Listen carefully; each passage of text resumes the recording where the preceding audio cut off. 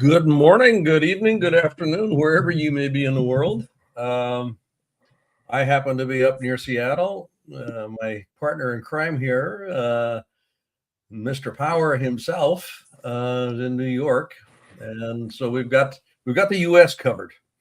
Can you hear me, Rhett? Yeah. You're not. I can't hear you. You can't hear me. Oh, that's interesting. Gigi, am I on or not? You're on. You're good. I'm good? Yeah. Okay, thank you. Okay, so as we kind of rectify some of the technical issues here, I think my side was good. Yeah, it's the cold in New York that is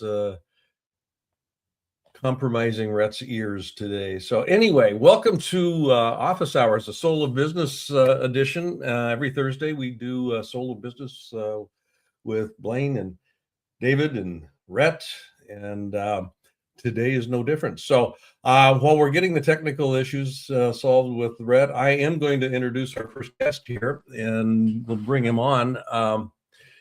Devon Millington. Devon, why don't you come on in? I think we got you in the green room. There you are. Hey, good morning. Good morning. Good morning. You're occupying in a really interesting space, and I say interesting because I've done some work in that area. HCBS, Home and Community-Based Services. And that more and more becomes more and more relevant to folks, particularly as we start looking at the aging population. Hey, my goodness gracious, who's the guy in the tie? Does he have a tie on? No. Seatbelt, I think. He's on the road. Yeah. Hey, everybody. He's being safe. He's being safe. There we go. How you doing, buddy?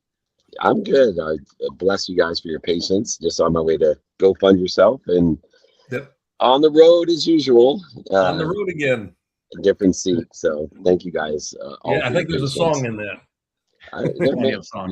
There may be as well. So anyway, I'm curious. Devon, continue. Yeah, go ahead. I was just introducing Devon and some of the work that he's doing in the HCB space. You've noticed something in the work that you do that you called the cracks. The cracks in the service pieces here. So why don't you just kind of talk about that a little bit here, because once we get stuff handled through Medicaid and I mean all of the things that kind of go on there, people kind of think it's a one and done, and then stuff starts to show up that doesn't get addressed particularly or even redressed after it's identified. So what do we got going on here? Yeah, and I just want to orient a little bit. So HCBS kind of takes on two variants, right? You have the people with intellectual and developmental delay, who are probably the second largest recipient of HCBS services, and you have the age and elderly population. I think when most people think, and you kind of mentioned it before, I don't want to call you out too much, but most people think HCBS, their first glance is always to elderly. Yeah. And that's because all of us are going to get old, right? So it's the most easy to relate for any person who's thinking about what is Medicaid, what is Medicare, what's the role and function of Social Security Administration within government. And why there's so many cracks in the industry that I work in is because it's the second user, the one that often gets overlooked when we think broadly about HCBS. So within the home and community-based services sector for people with intellectual and developmental delay, we have a lot of lack of digitization. So about 75% of the services that are being provided under this space are underutilizing or not utilizing software at all. So when it talks about using like the cracks in the marketplace, we're in 2025 and we have 75% of caregiver agencies not using any real communicable software. They might have a software solution like a Google Drive, right? They may have a software solution like a staff scheduler, but they don't have any sort of digital infrastructure that allows them to operate their business in a seamless way, meeting all the regulatory requirements. And, Devon, speaking of technology and how it's allowing them to be more capable, but also more profitable, I know the exuberant costs are contributed to the fact that there's antiquated technology and that things take so long and are so ineffective. How do you see the economics playing out as they start instituting different SaaS solutions and basic AI that can help facilitate efficiencies? Do you actually see the cost going down, or just more people being able to access and provide service? Yeah, so we have been running what I would call a 5-year research and development or pilot program. So when I first started in this space in about 2013, I started, but became an entrepreneur in this space in about 2018, fourth quarter. And in fourth quarter of 2018, the landscape was even more bleak than it is now. There wasn't any software solutions that I felt comfortable with operating a caregiver agency. To give you an example, I was working for the second largest caregiver agency in the state of Utah, and our biggest tech advancement was Dropbox in 2017. And that company started, I want to say, Deb McClure at Dropbox appreciates that though. So thank you. Yes, he does. And it was a big account for him. There's a lot of data that had been stored on paper historically. And so we were able to, I started a business in a box solution, if you will, where I helped launch over 25 caregiver agencies in the state of Utah in a 5-year span. And what we found is that the average net operating margin for a caregiver agency nationwide is between 6 to 8%. Under our digitization platform and additional professional services, our caregiver agencies are hit a 20% NOI. Wow. That's significant improvement. My goodness gracious. What, Rhett, go ahead. I'm just kind of scattered here. Go ahead. No, go ahead. Go ahead, Blaine, if you had a question. Well, I just had a question here about funding because, Trump has just cut funding for mental health services. Mm-hmm. And I mean, billions of dollars have been just pulled out. Where does that? I think it's fair to say Trump has cut everything except for ICE. Yeah, I think that's probably very fair to say. And defense. Yes, and defense against Greenland and Venezuela and all of these superpowers. Yeah, and the golf budget. And the golf budget. But I am speaking by the way at Bar-a-Lago next week, and it's amazing how much shit I got for speaking. I don't understand how a location is political, but I'm speaking and curious to see how that location and what they do and how it works. Everything is political there. That's true. Go ahead, Rhett. All about power. Devon, go ahead, guys. Oh, sorry. I believe the question was regarding how does the impact of kind of some of the things that are happening federally impact IDD? Sure. What's interesting is that people with intellectual and developmental disabilities might have mental health issues. People with mental health issues may or may not have intellectual developmental delay. There's often a lot of comorbidity and overlap. Yep. That when we talk about Trump cutting Medicaid, we're talking largely about the reimbursement for mental health issues, and they're kind of handled under two broad buckets, if you will. So there's like state health departments that'll offer counseling services or drug rehab, and that doesn't directly touch the HCBS care market that I'm speaking to specifically. Now, what might happen is a person with intellectual developmental delay, meaning they have sub 70 IQ, give or take, is the rough algorithm that they use to determine whether or not you qualify for these waiver programs. But if you're sub 70 IQ and you have mental health issues, for example, depression, anxiety, and you're getting treated for your mental health, but not necessarily for your disability, then you'd have less access to community-based services that were previously covered under Medicaid or might now being reduced under the new proposals. So it won't directly impact the funding stream for what our services do. In fact, in our space, typically when the economy is doing poor, HCBS, specific to what we're doing, does a little bit better. Largely because when we're impacting the broader economic system, removing resources from people with intellectual developmental delay ends up impacting your healthcare system significantly. It ends up impacting your police system significantly, your emergency services significantly, because these are adults with intellectual developmental delay, and try as they might, they don't function through life as properly as neurotypicals may. And under those regards, if we remove that safety net, we actually impact the system at large. So what I've seen historically is that even during the pandemic, we actually received an increase in funding. So it's actually awesome. A very economically resistant business that we operate in. And the reasons for that is that when you destabilize it, you're destabilizing a large portion of the infrastructure that supports every other American who would not be neurotypical. That's great awesome. Answer. I'm going to create a new subtitle for office hours, this program especially, the neuroatypical programming. So I love that nomenclature. Office hours, episode 836 or so, and we keep looking and learning here with people like Devon Millington. Thank you so much for joining us. We'll be in Utah for a variety of different things. We'd love to meet you in person or come travel and be with us.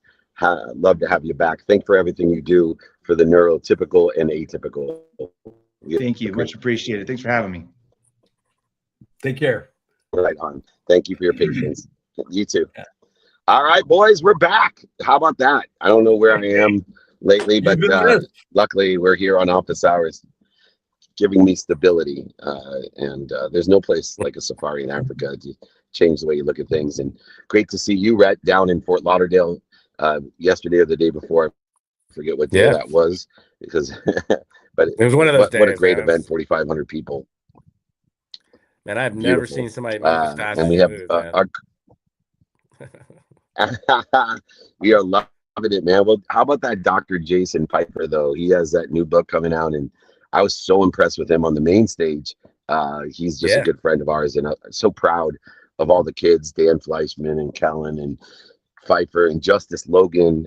It's nice to see the kids that I've worked with and empowered getting their shot at the big time. Bigger stages and bigger people will create a bigger community. Speaking of that, we have our friend Aleric coming on, Aleric Austin, Chief Executive Officer at AdOutreach. Welcome to the show.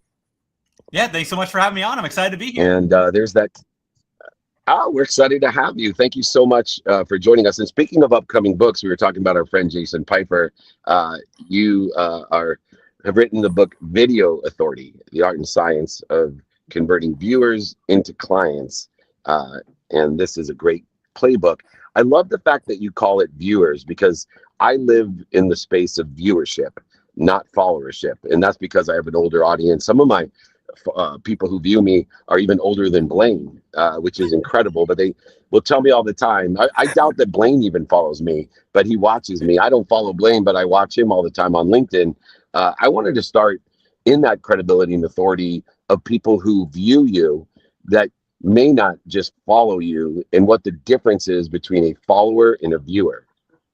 Yeah, that's actually a really good question and distinction, because these days, especially, it really is the viewership that matters a lot more. So in the past, in the earlier days of YouTube, and I've been on YouTube for 16 years. I got my start by building a YouTube channel in the tech review space to, over 500,000 subscribers. Then I got into the ad side of things and cross-platform beyond just YouTube.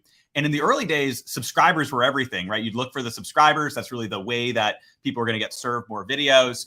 But now, because everything's an algorithm, the subscribers and the followers, that actually doesn't matter as much. What matters more is the viewership, the people actually watching, and not just clicking on the video, but actually watching a portion of the video, the watch time. So people coming in, whether it's on YouTube or on LinkedIn or TikTok, really any platform, all of them are prioritizing watch time and then serving the content that they think people will actually watch and find value from. That watch time piece is interesting.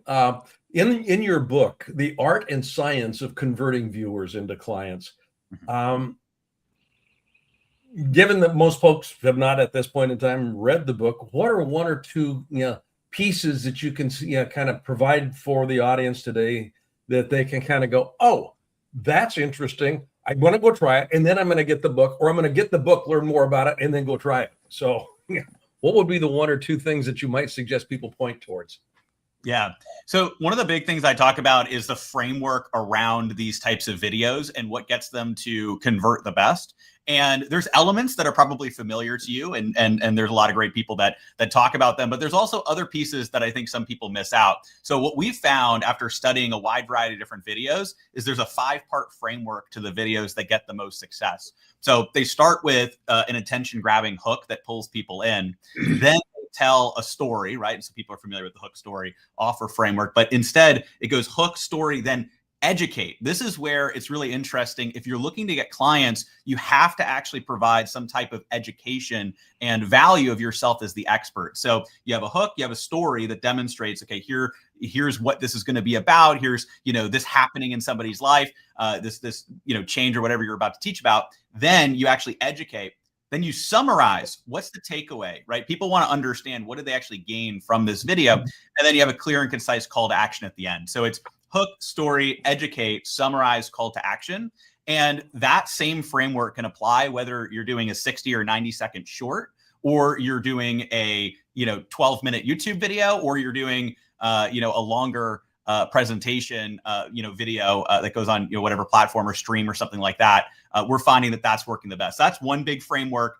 And then the other one is how you're distributing. So one thing that I talk about is actually making sure that you're going cross-platform organically. All of these platforms, they have their own little unique advantages. But if you're creating a short form piece of content, you might as well multiply that out across the different platforms. And then also test ad budget behind it. There's things where you can actually run ads to get these pieces of content in front of more of your ideal viewers, and then retarget them later to get them to convert into clients. So there's just a few of the key pieces. Thank you. Well, this is really fascinating. Is this an imperative for all businesses today? And I guess it's the two-part question. The other thing is there's so many people out there who say they can help you do this, right? What are the questions an entrepreneur or business should ask when they're seeking help to do this? Because not all of us have your talent and have, the ability to really understand how this really works, or the time. So what are the questions they should be asking when they go out and look for help on this? What should they be asking that service provider? What questions, right? Yeah, that's a really great question there. And one of the big questions that I think people should be asking is, what is the end goal of, or end result of this engagement and what we're doing? If you're working with somebody, a lot of people are focused on the vanity metrics, right? The views, the likes. But one of the things I talk about is you can't take likes to the bank, right? You can't be like, all right, I've got this many likes on this video, And so what I really focus on inside of the book is about converting viewers into clients. So it's not necessarily about having the video that goes the most viral, right? Because sometimes you could have a video that goes viral for the wrong reasons and you're not really going to make that much money from it, versus having a video that actually speaks to your ideal audience, the types of people you want to attract into your business, and then actually being able to convert those people into clients. And that's the big thing that I'd really recommend, that people get clarity on themselves. What are they looking for? Right. And I think if people really look at it, most of the time they're actually looking for clients, especially businesses, right? You mentioned businesses. Now, individuals, it might be different. Maybe they are looking to build more of a celebrity or a following. But if they're looking to generate clients, getting clarity on that, and then finding service providers that really focus on that. And then to answer your first question with the power of video and businesses, one of the things that I love talking about is how a picture's worth 1,000 words, a video is worth 1,000,000, right? You get a video in front of people, and they can really feel like they know, like, and trust you. They can learn from you. They can see the authority that you have in your space, but also the authenticity that you have as well. So true. And work with so many clients, they'll come to me and say, oh, I want to build a community like yours with millions of followers. And I said, yeah, I'm not really interested. That's not what I do. I know people that do that. You can buy those, by the way, if you want followers. And, it's great for your ego. You can sleep well at night that you're a popular. It's kind of like high school. Everybody loves me. No, they don't. But more importantly, I remember one of my favorite clients, a billionaire, who came to me and, I said, look, I'm not interested. He said, I really changed my mind. I want seven followers. I said, oh, really? What are these 7 followers? He said, well, I got 7 $5 million villas in Exuma that I need to sell. And I'd like to find those 7 followers that will buy my $5 million villas. I said, now we're talking and giving me an opportunity to have a true ROI. Well, speaking of true ROI, this book will provide that ROI. So will AdOutreach, and people like Aleric will help us get there. In Austin, Texas, we'll be there keynoting South by Southwest. Aleric, we have to get back together. The more people, especially in our realm, need to learn about AdOutreach and your book. Buy it now. It's available everywhere. Thank you so much for joining us. Thanks so much for having me. I appreciate it. Thanks, Aleric. All right. We'll see you soon. Thanks, Aleric. Thank you. All right. Yeah, look at us. It's like we've been together for years, Blaine. It's amazing. Good night. Seamless. Well, we're going back to New York City. We'll be there next week, everyone. If you want to come and join us in New York at Mar-a-Lago or in San Diego with Marshall Falk, that's our schedule next week, over 200 cities. Hopefully, we will have our friend Louis Schiff joining us as he is joining us here today, and looking at the birthing of giants and the regional cohorts that are involved in this framework of Yes, sir. being curious. Welcome, Lewis, to Office Hours, the atypical neurological platform that we've created here with 3 middle-aged white men. Thanks for joining us. Now we have 4. This is quite the crew we've assembled. You know, the question Yeah, is, hopefully who's picking up the bill?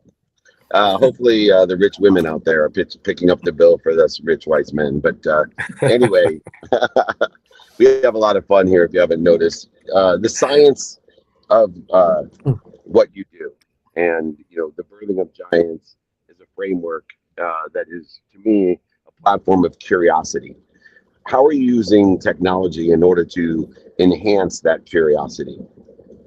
Well, it's funny. It's funny we're having this conversation today because in about 4 hours, I'm debuting the CEO-centric AI platform that Birthing of Giants has been working on for about 6 months. So, you know, obviously AI, the hottest in the world. Of course, everyone thinks about it. It's also easy to kind of laugh it off. You know, it doesn't do all that much just yet.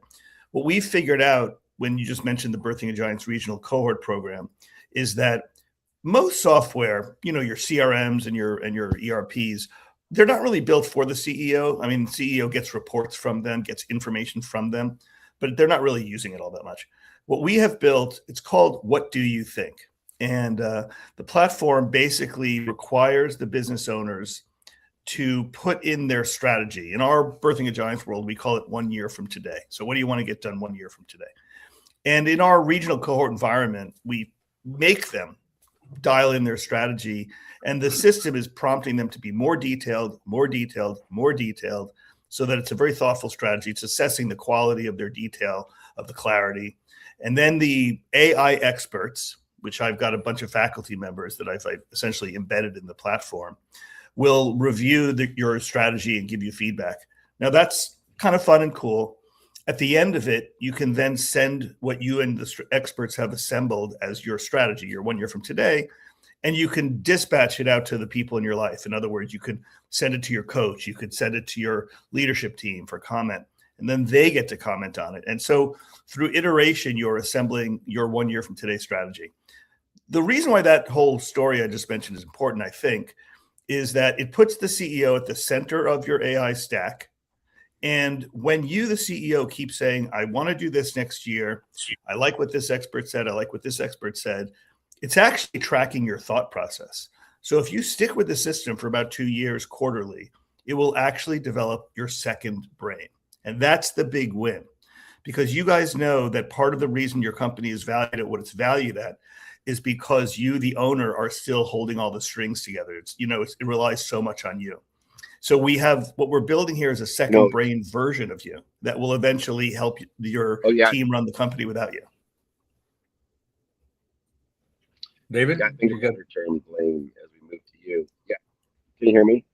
Yeah. Yes, sir. We got you. Yeah, I think a better term than brain would be consciousness. But Blaine, maybe you can tap into some of the alternative consciousness that exists. Is one of the philosophies of AI is that Einstein said you can't solve a problem in the same consciousness in which it was created. Now you have 2 different competences that we can rely upon and alter and adapt to. But go ahead, Blaine. Curious what you're thinking about this curiosity platform. Well, I'm interested in. I'm just gonna. It's less about an interest that provokes a question and more of a comment.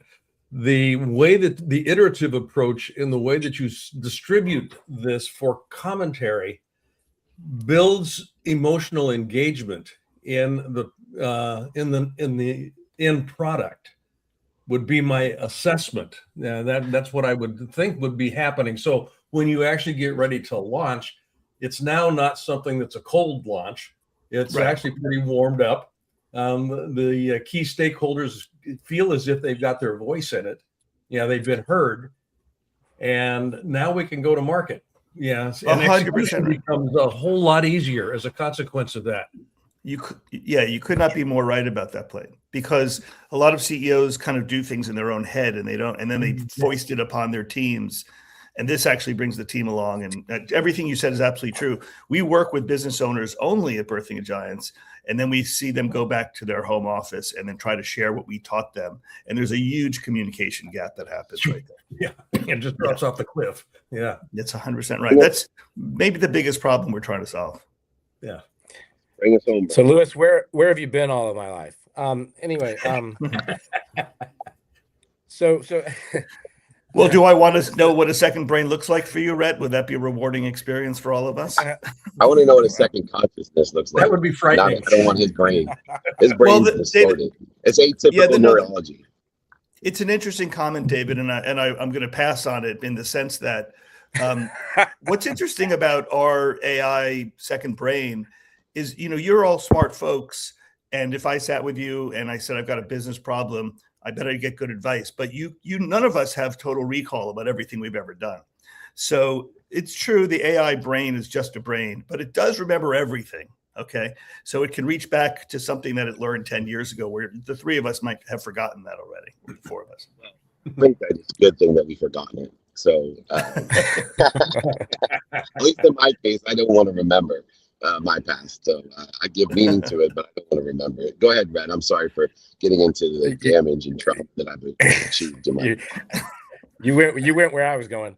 A quick question, I guess. What's the user experience here? Like, what does that look like? So, we run these schools, in real life schools. We run it out of the Princeton University area. A lot of it is that you're sitting there, you're talking to a person we call them been there, done that. We call them gray hairs, all that stuff. And the conversation always goes like this. You'll say, I'm trying to do this. I'm trying to do this. And the person will never give you an answer right away. The gray hair will always say, I want to know more about that. Tell me more about that. Explain that. What's that about?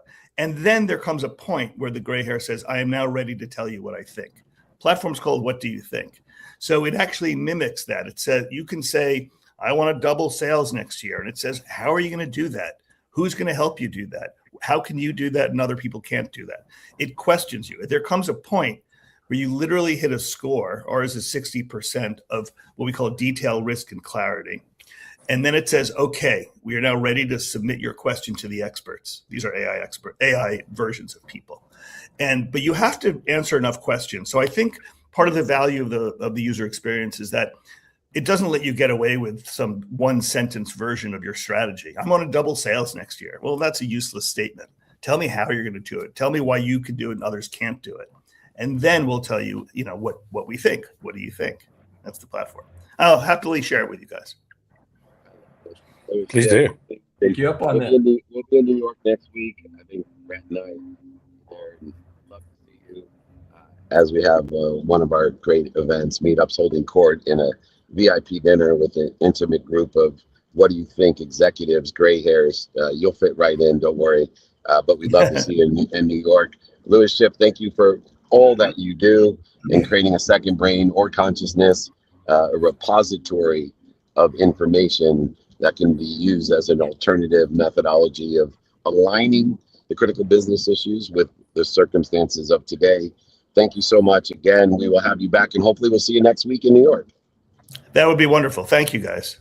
Thank you very much. Thanks for joining us. Thanks, awesome.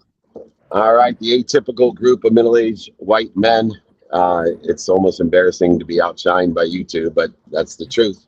I'm blessed to be in a room where everyone's smarter than me. That's what office hours is about. And always humbly respectful in acknowledging your genius, your expression of God. What I learned today, takeaways of today, Mr. Blaine Bartlett, the double B, my mentor. Give me your takeaway of the day. Well, my takeaway today is that I'm happy to see you. Yes. I'm happy to see me too. Your future's so bright, I have to wear shades on this show. Yeah. When I'm listening to our guests, and that's not just these three, I'm always struck by the energy that they bring to the table. They're alive. I mean, they truly are. There's an aliveness in the way that whatever it is that they're talking about, it can be something pretty mundane, but they are so excited about what they've got going on that it's contagious in one sense. And just from an entrepreneurial perspective, if you're not jacked about what you're doing, it's not going to fly. I mean, that's really kind of the takeaway. Whether you're building giants or handling neurodiversity issues with your clients, I mean, all of that stuff kind of comes into place. So that energy, that excitement, and it was evidenced with all three of the guys today. Yeah, it's a frequency here on Office Hours, the atypical Exactly. neurological group of people and platforms that we created. My friend, the gray hair himself, what do you got for us? I love that, Blaine. I'm going to piggyback on that a little bit. You know, David, this community that you've built, you know, a lot of us feel alone, right? As we were building our businesses, we felt alone. And, you know, what I would say is like this community that you've built it's amazing because you have a lot of people in your tribe, you know, but you've got to go out as an entrepreneur and find those people. And there are people like in this group, in this community that are willing to help you. They're willing to mentor. They're willing to share their 2 cents. They're willing to share their experiences. And so I would just say, if you're listening out there and you feel alone, join this community, join a community, you know, because, you know, if you get out there and you do that, your life is going to change. Your business can change, right? All of our businesses here have grown because of this community. So, and we've grown personally because of this community. So don't feel alone. Your tribe is out there. Yeah, please join us. I mean, it's amazing as we were in Dubai with, you know, Simon Squibb and Mr. Beast and even Will Smith, who all commented to me as we met about our community specifically, about the difference in the frequency and the vibration of the community that we built.